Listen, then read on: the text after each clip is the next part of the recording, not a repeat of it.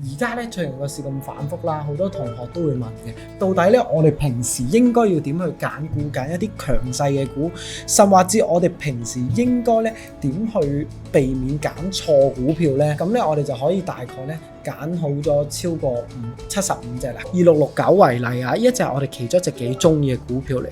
OK， 好嗱，我哋咧如果將最近咧聚焦落佢度嘅話，你見到咧佢係比嗰個市場弱嘅，但點解我哋咧都會覺得呢一隻係一隻唔錯嘅股票咧？第一啊，因為呢一隻股票咧其實已經橫行咗一段好長嘅時間㗎啦。你見到呢段時間咧，雖然佢不斷有全綠啦，又全紅啦 ，OK 又上翻全綠啦，但係一直以嚟咧都冇去升穿過一個位嘅。喺邊度咧？就係升穿過呢一個位嘅。